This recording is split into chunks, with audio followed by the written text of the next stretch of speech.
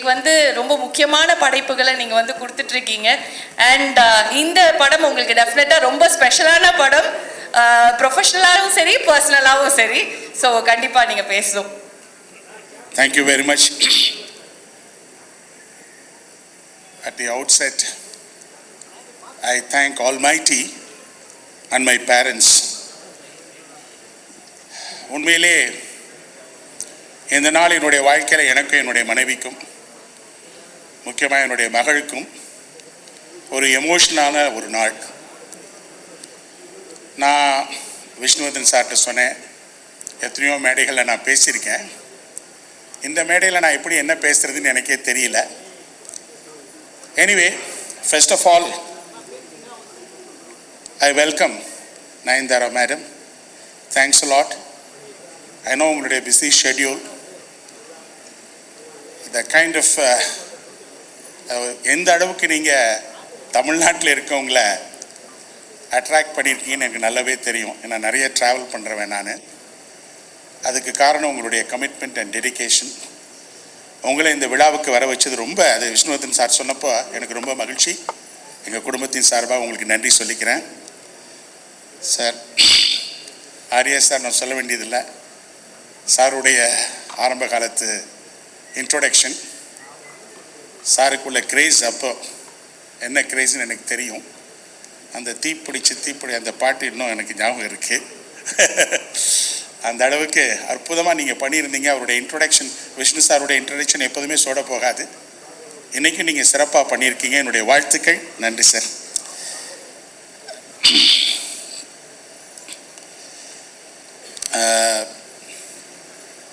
முக்கியமாக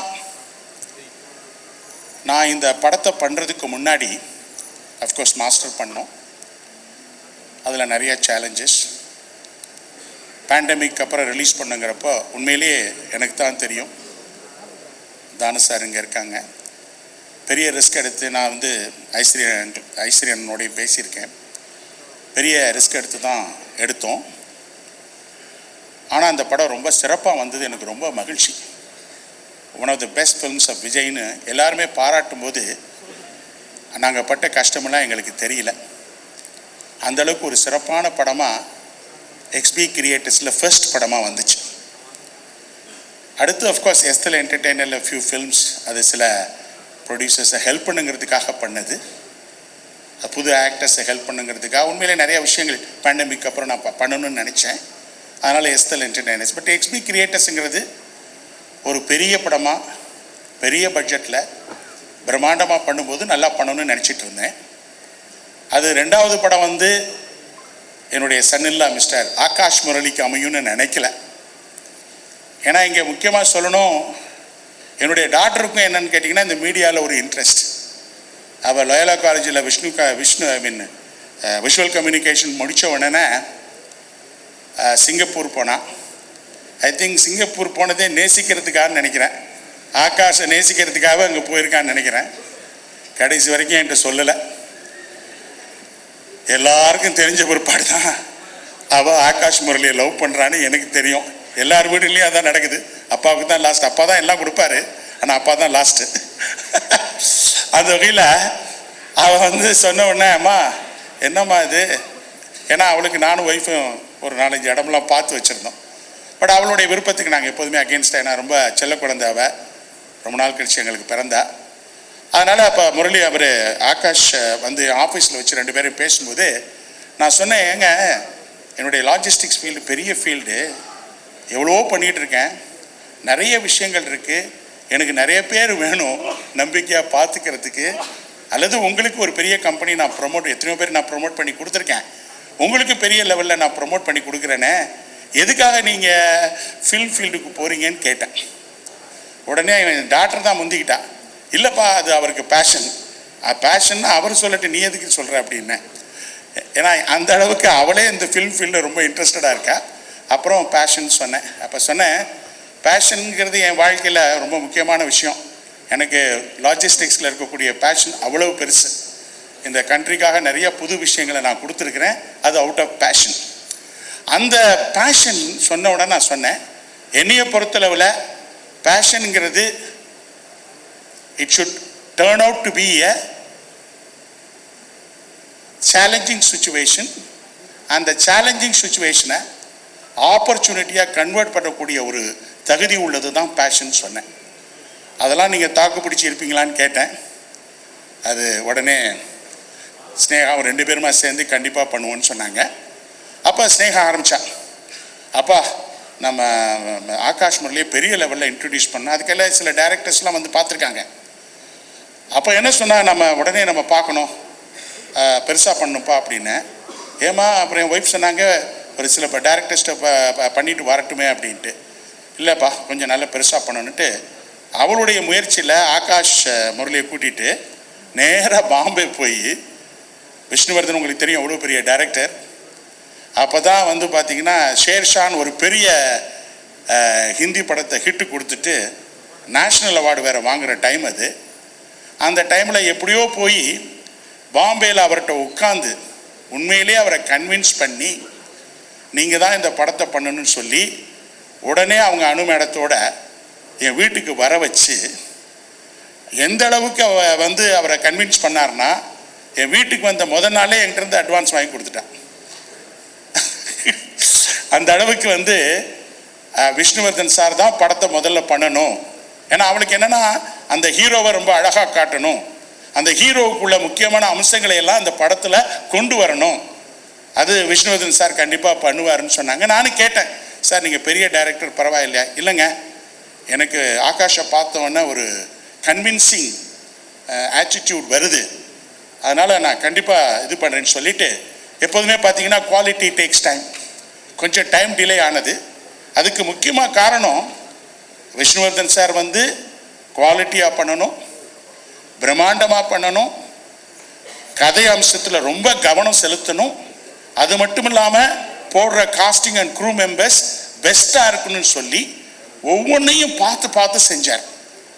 அப்போ கூட கேட்பேன், என்ன சார் டைம் டிலே ஆகுது? சார் எக்ஸ்பி கிரியேட்டர்ஸ்னால் நாளைக்கு உங்களுக்கு குவாலிட்டி ஃபில்ம் மேக்கர்ஸ்ன்னு வரணும், பிரம்மாண்ட ஃபில்ம் மேக்கர்ஸ்ன்னு உங்களுக்கு பேர் வேணாம், குவாலிட்டி ஃபில்ம் மேக்கர்ஸ்ன்னு நீங்கள் வரணும், அதுக்காக நீங்கள் பொறுமையாக இருந்தால் கூட சிறப்பாக பண்ணி தருவேன்னு சொல்லி இந்த அற்புதமான, ஏன்னா சில ஷூட்டிங் ஸ்பாட்ஸ்க்கு நான் போனேன், அவருடைய டெடிகேஷனை பார்த்தேன். அதை விட அவங்க ஒய்ஃப் காஸ்டியூம் டிசைனர், இந்த படத்தில் ஒவ்வொருத்தருக்கும் அவ்வளோ அழகாக ட்ரெஸ்ஸை டிசைன் பண்ணி கொடுத்துருக்காங்க, அதை நான் கண் கூட பார்த்தேன்.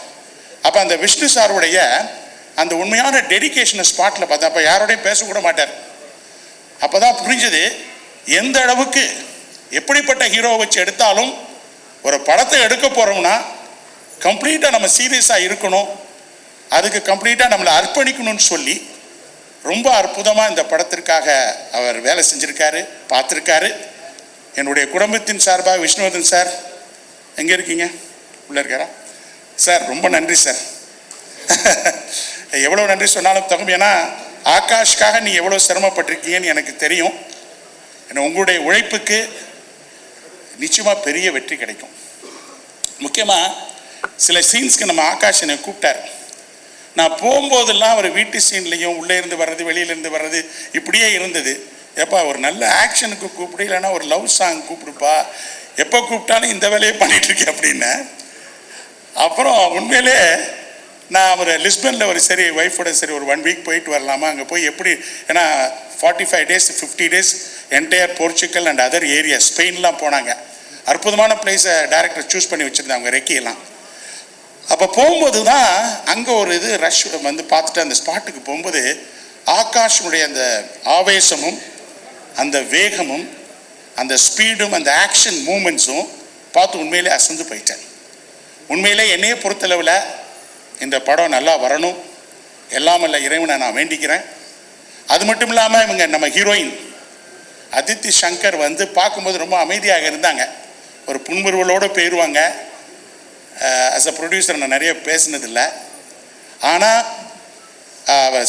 சார் நம்ம டைரக்டர் சார் ஆரம்பித்த உடனே அப்போ தான் அங்கே லிஸ்பனில் இருக்கும்போது அந்த ஒரு ஜெயில் சீனை பார்க்க எடுத்துகிட்டு எனக்கு ரஷ் போட்டு காமிச்சாங்க.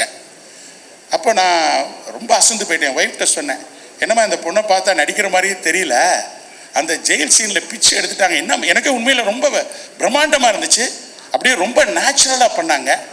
நிச்சயமாக அவங்களுக்கு இன்னும் நிறைய உயர்வுகள் இருக்குது, நல்லா வரணும், எங்களுடைய வாழ்த்துக்கள்.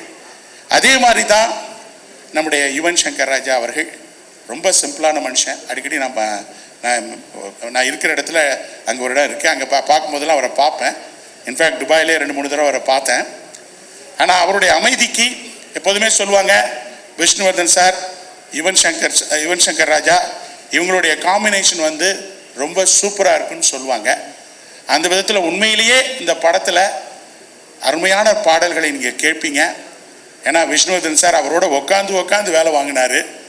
ஆனால் அது சரி, ஐ திங்க் சார் அந்த படத்தை போட்டு காமிச்சோடனே என்னுடைய வாட்ஸ்அப்பில் ஒரு மெசேஜ் அனுப்புனார். சார் இந்த படத்தை பார்த்தனோடனே எனக்கு இன்னும் நல்லா மியூசிக் போடணும், இன்னும் பிரமாதம் மீதி இருக்க 2-3 பாடல்களை நான் முடிச்சு கொடுக்கணும். உண்மையிலே சார் நான் பார்த்து ரொம்ப அசந்து போயிட்டேன், படம் நல்லா வந்திருக்கு, நீங்கள் கவலைப்படாதீங்க, இன்னும் நான் மீதி இருக்க பாடல்களை சிறப்பாக போட்டு தரேன்னு சொல்லி எனக்கு ஒரு வாட்ஸ்அப் மெசேஜ் அனுப்புனார். அப்போ வந்து எனக்கு ரொம்ப கான்ஃபிடென்ஸ் வந்துருச்சு. ஏன்னா இவ்வளோ பெரிய ஆளுங்க வந்து படத்தை பார்த்துட்டு இந்த படத்தில் மோட்டிவேட் ஆகி சிறப்பான பாடல் போடணும்னு சொல்கிறாங்க இல்லையா, அப்போ அந்த அளவுக்கு அவங்க பாராட்டுறது எனக்கு ரொம்ப மகிழ்ச்சி. அதே மாதிரி வந்து இந்த படத்தில் வந்து சரத்குமார் நடிச்சிருக்காங்க. அதுலேயும் ஐ திங்க் அனு மேடம் வந்து ரொம்ப சிறப்பாக ரொம்ப அழகாக காட்டியிருக்காங்க. இன்ஃபேக்ட் ஒரு பிரம்மாண்டமான கல்லறையில் ஒரு அற்புதமான சீன் வச்சுருந்தார். அதுக்கு இருந்தேன் லிஸ்பனுக்கு பக்கத்தில். அப்போ அங்கே இருக்கிற ஃபாரின் ஆர்டிஸ்ட்டோட ஒரு பெரிய group black and black dress போட்டுட்டு அத்தனை பேர் ஒரு ப்ரொசஷன் மாதிரி அந்த கிரேவி யார்டில் வரும்போது பார்த்தோன்னே உண்மையிலே ரொம்ப அசந்து போயிட்டேன். ஏன்னா குஷ்மு மேடம் கூட இருந்தாங்க. அந்த ட்ரெஸ்ஸில் ராஜா சார் இங்கே இருக்கார், ஒரு சிறப்பான மனிதர். அவர் பிஸ்னஸையும் தாண்டி ரொம்ப பழகிறதுக்கு ரொம்ப இனிமையான மனிதர். ஏன்னா அவரும் ஒரு பிஸ்னஸ் மேன், நானும் பிஸ்னஸ் மேன் கூட எங்களுடைய வேவ் லென்த் ஒன்றா இருக்கிறதுனால அங்கே இருக்கும்போது டெய்லி காலையில் பிரேக்ஃபாஸ்ட்டில் ஒன்று உட்காந்து படத்தை விட என்கிட்ட பிஸ்னஸை தான் பேசுவார். ஏன்னா அவர் லீடிங் கிரனைட் பிஸ்னஸ் மேன். அந்த வகையில் அவர், அதுக்கப்புறம் வந்து நம்ம பாம்பேலேருந்து வந்த கல்கி அவர்கள், அப்புறம் மற்ற எல்லா குழுவும் எல்லாத்தையும் நான் ஒவ்வொருத்தராக பேச முடியாத டைம் இல்லை. அங்கே இருக்கக்கூடிய ஒவ்வொருத்தரையும் நல்ல ஒரு நட்போட ஒரு குடும்பமாக. ஏன்னா விஷ்ணுகிட்ட ஒரு அற்புதமான கேரக்டர்னா எல்லாரையும் ப்ரோன்னு சொல்லி தட்டி கொடுத்து வேலை வாங்கிடுவார். ஆனால் அந்த ஷூட்டிங்கில் இருக்கும் பொழுது அவர்கிட்ட யாருமே பேச முடியாது, அந்த அளவுக்கு ஒரு வேகத்தோடு ஃபங்க்ஷன் பண்ணக்கூடிய ஒரு ஆள். அதர்வா ரொம்ப தேங்க்ஸ். அதர்வாவை எப்போதுமே பார்க்கும்போது நான் ஆச்சரியப்பட ஒரு திறமையான நடிகர். இன்னும் பல உயரங்களை கண்டிப்பாக தொடுவார்னு எனக்கு ரொம்ப நம்பிக்கை இருக்குது. அதை விட ஒரு அன்பான மனிதர், ரிலேஷன்ஷிப்புக்கு ரொம்ப மரியாதை கொடுக்குறவர். என்னுடைய சன் மிச்சலுக்கும் சரி, அவங்களாம் பழகிறத பார்க்கும்போது எனக்கு ரொம்ப ஹாப்பியாக இருக்கும். அதை விட அவங்க அம்மா இங்கே இருக்கிறாங்க, ஷோபா முரளி. அவங்க எப்படின்னு கேட்டிங்கன்னா, நம்மளை எப்போதும் வீட்டுக்கு வந்தால் அந்த மாதிரி ஒரு ஹாஸ்பிட்டாலிட்டி கொடுக்க முடியாது, அந்த அளவுக்கு நம்மளையெல்லாம் கவனிச்சுக்குவாங்க. இன்ஃபேக்ட் முதல்ல எனக்கு ரொம்ப பயமாக இருந்தது, என் டாக்டரை வந்து ஒரு ஃபில்மி ஃபேமிலி மிஸ்டர் முரளி அவங்க ஃபேமிலியில் கொடுக்கறது. ஏன்னா எங்கள் சைட்லாம் வேறு மாதிரி இருக்கும். அப்போ எனக்கு ரொம்ப பயமாக இருந்தது. நாள் அவங்க வீட்டுக்கு போகும்போது ஒரு பயத்தோடு தான் போனேன். ஆனால் அவங்க ஒரு காட்டக்கூடிய அன்பை பார்த்து நான் வெளியில் வரும்போது சொன்னேன் ஒய்ஃப்கிட்ட, நிச்சயமாக அவங்க அன்பெல்லாம் பார்க்கும்போது ஸ்னேகா ரொம்ப சிறப்பாக வச்சுக்குவாங்கம்மா அப்படின்னு சொன்னேன். ஏன்னா அந்த அளவுக்கு ஒரு அன்பு பாசத்தோடு பழகக்கூடிய நேசமானவங்க. அக்கா நம்ம சோபா சந்திரசேகர் அக்கா இங்கே இருக்கிறாங்க. எப்போதுமே எதுனாலும் எனக்கு ஃபோன் பண்ணுவாங்க. அதெல்லாம் கேட்கும்போது எனக்கு ரொம்ப மகிழ்ச்சியாக இருக்கும். ஏன்னா அவங்ககிட்ட வந்து எப்போதும் கேட்டிங்கன்னா எந்த ஒரு இதாக இருந்தால் கூட புருட்டோ நீ செய்வ, நீ எனக்கு செய்யணும் அப்படிம்பாங்க. அந்த உரிமை, அந்த பாசம். ஏன்னா அவங்களும் சந்திரசேகர் தான் என்னுடைய கல்யாணத்தை பண்ணி வச்சாங்க. அவங்க கல்யாணம் இந்த பக்கம் நான் கல்யாணம் பண்ணியிருந்தேன்னா ஃபில்ம் ஃபீல்டுக்கே வந்திருக்க மாட்டேன், மேபி பிஸ்னஸ் மேனாக தான் இருந்திருப்பேன். அவங்க அந்த டைமில் வந்து கல்யாணம், அதையும் வந்து 1 வீக்கில் இன்னொரு பொண்ணோட என்கேஜ்மெண்ட் ஆக வேண்டியது. இவர் 1 வாரம் முன்னாடி வந்து அதை முடித்து வச்சுட்டு போனார். வாழ்க்கையில் வந்து காட்ஸ் வேஸ் ஆர் வெரி ஸ்ட்ரேஞ்சுங்கிற மாதிரி எல்லாமே ஒரு டிஃப்ரெண்ட்டாக நமக்கு நடந்தது. அந்த வகையில் இந்த ஃபில்ம் ஃபீல்டில் வந்து விஜய்க்கு ஆரம்ப காலத்தில் சந்திர பாண்டி, ரசிகன் தேவா, அந்த படங்கள் எல்லாம் ஓரளவு ஏன்னா அந்த ஆப்பர்ச்சுனிட்டி கொடுத்து அங்கிள் ஹெல்ப் பண்ணாங்க. அது மட்டும் இல்லாமல் ஸ்னேகா விஷுவல் கம்யூனிகேஷன் முடித்தோன்னா ஒரு டைரக்டர் ஆக்கி ஒரு படத்தையும் எடுக்க வச்சார். அந்த அளவுக்கு அவங்க 2 பேருமே எங்கள் குடும்பத்து மேலே ரொம்ப பாசமானவங்க. அந்த அவங்களுடைய அவங்க லிட்டரலாக ஸ்னேகா அவங்க வீட்டில் தான் வளர்ந்தா. மேபி அதனால தான் அந்த பிளட் ஓடுதோ என்னமோ ஃபில்ம் ஃபீல்டில் இருக்கணும்னு சொல்லிட்டு ரொம்ப தேங்க்ஸ் அக்கா. அது மட்டும் இல்லாமல் இங்கே வந்து என்னுடைய பிரதர் ஃபாதர் அல்ஃபோன்ஸ் வந்திருக்காரு, ஜூசூட் ஃபாதர்ஸ் வந்திருக்காங்க, சத்யபாமா அவங்க ரொம்ப நம்மளும் அவர் பிரதர் ஜான் அவங்க ஹாஸ்பிட்டாலிட்டியில் அடிக்கவே முடியாது. என்ன ஃபாதர் லாரன்ஸ், அவர் ரொம்ப ராசியான ஃபாதர். எல்லா ப்ராஜெக்ட்ஸும் அவர் தான் திறந்து வைப்பார். சார் தானு சார், எல்லா ப்ரொடியூசர்ஸ், சௌத்ரி சார், சார் எல்லாருக்கும் ரொம்ப நன்றி. எல்லாருக்கும் எவ்வளோ வேலைகள் இருந்தால் கூட இந்த ஃபங்க்ஷனை நீங்கள் சிறப்பாக பண்ணணும்னு நினச்சிருக்கீங்க. உங்களுடைய ஆதரவு தான் ரொம்ப முக்கியம். ஏன்னா ஒருத்தரை நம்ம இன்ட்ரடியூஸ் பண்ணுறது பெரிய விஷயம் இல்லை. அதுக்கப்புறம் ப்ரெஸ்ஸும் சரி, இங்கே இருக்கக்கூடிய பெரிய ஜாம்பவான்களும் சரி, அவரை நல்லபடியாக நம்ம தூக்கி விடணும். ஏன்னா என்னையை பொறுத்தளவில் முரளி சாரை பற்றி நமக்கு தெரியும், ஒரு பெரிய சிறந்த நடிகர். அவருடைய வே ஆஃப் ஆக்டிங்கே டிஃப்ரெண்ட்டு, அதர்வாவுடைய வே ஆஃப் ஆக்டிங்கே டிஃப்ரெண்ட்டு. நான் முதல்ல ரஷ்ஷை பார்க்கும்போது ஒரு சின்ன பயம் இருந்தது, ஏதாவது முரளியுடைய சாயலோ அல்லது அதர்வா அவங்களுடைய சாயலோ நம்ம ஆகாஷ்க்கு வந்துருமோன்னு நினச்சேன். பட் உண்மையிலேயே நான் அதை பார்த்தோன்னே எவ்வளோ அமைதியாக இருக்கக்கூடிய ஒரு ஆகாஷ் எவ்வளவு டிஃப்ரெண்ட்டாக, எந்த ஒரு சாயலுமே இல்லாமல் டோட்டலாக டிஃப்ரெண்ட்டாக ஆக்ட் பண்ணியிருக்கான்னு பார்த்தோன்னே தான் இன்னும் எனக்கு கான்ஃபிடென்ஸ் அதிகமாச்சு. ஸோ எனிவே, இன்றைக்கி நடக்கக்கூடிய இந்த ஃபங்க்ஷனுக்கு நீங்கள் எல்லாம் வந்ததுக்கு எனக்கு ரொம்ப மகிழ்ச்சி. மதர் தெரேசா அழகாக சொல்லுவாங்க, இந்த நேசிப்பாயாங்கிற வார்த்தை அற்புதமான வார்த்தை. அழகாக சொல்லுவாங்க மதர் தெரேசா, அன்புதான் உன்னுடைய பலவீனம் என்றால் உன்னை விட பலசாலி இந்த உலகத்தில் யாருமே இல்லைன்னு சொல்லுவாங்க. அந்த மாதிரி நேசிப்பாயாங்கிறது ஒரு பெரிய ஸ்ட்ராங் டைட்டில். டைரக்டர் அவங்க விஷ்ணுவர்தன் சிறப்பாக இந்த இதை தேர்ந்தெடுத்திருக்காரு. So all the best to Akash and Aditi and other crew members. Sir Vishnuvardhan sir, thanks again, thanks a lot. And the press and media, thank you so much. Time எடுத்து இங்கே வந்ததுக்கு. எப்படி நீங்கள் லவ் அண்ட் சப்போர்ட் என் அப்பாவுக்கும் அண்ணா கொடுத்தீங்களோ, நீங்கள் அதே சப்போர்ட் எனக்கும் கொடுக்குறேன், நான் வேண்டிக்கிறேன். So thank you. I hope I don't உங்கள் சாட்டிஸ்ஃபேக்ஷன் நான் ரூன் பண்ண மாட்டேன். So thank you. Hope you like the film. Thank you sir.